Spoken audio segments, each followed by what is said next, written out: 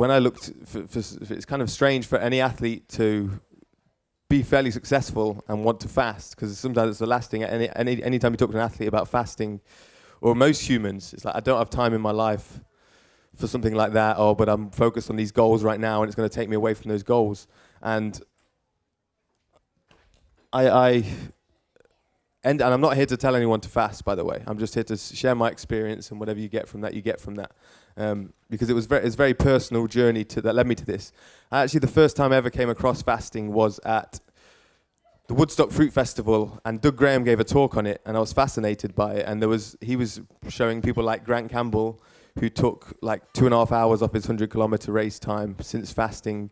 And I couldn't believe there was all these really bright-eyed, beautiful females that had done 21-day water fast with Doug out in Costa Rica, and they'd all a lot of people enter fasting from they're in need of deep physical healing from IBS and all sorts of bowel issues and organ issues and things, and skin things, and they discover fasting. And I couldn't believe these people had fasted for 21 days on water. It was absolutely out of my mind. I could imagine maybe 24 hours. This was about 4 years ago.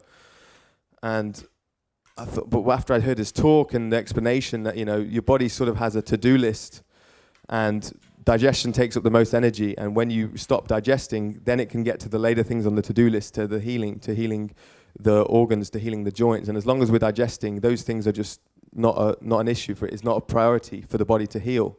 And so realizing I'd lived so unconsciously growing up in society, eating all the foods I'd eaten, all the meat, the dairy, all the habits I'd picked up, not to mention all the physical training I'd done with parkour. It was all self-taught, so there's no guidance of correct posture. So there's a lot of imbalances in my body physically from that sort of training.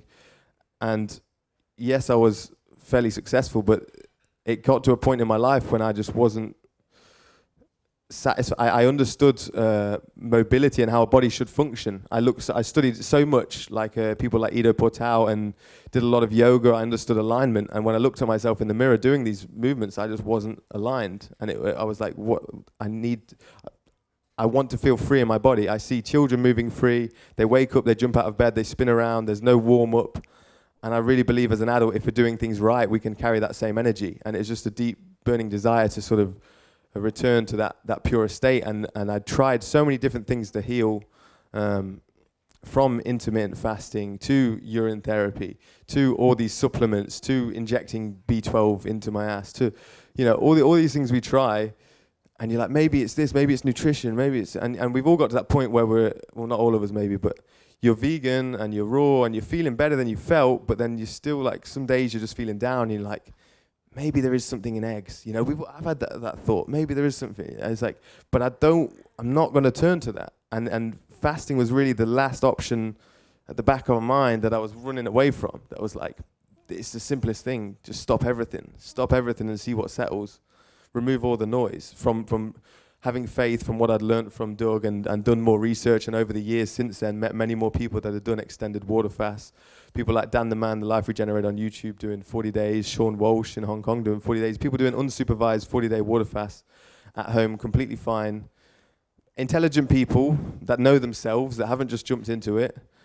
And so studying that and knowing as an athlete, I think a lot of athletes are very attached to eating and consuming because they train so hard that they get to eat so much, then they get to train so hard, and it's like a cycle that I see in a lot of athletes. And when I hear interviews with a lot of athletes as well, they talk about how much they love food and they can't wait till after the season's over so they can eat, or after the game or after the fight, then they can go and eat the junk food that they desire. And I'm like, that shouldn't be how you live. You shouldn't have to reward yourself with this junk food. Your body should be a reward in itself.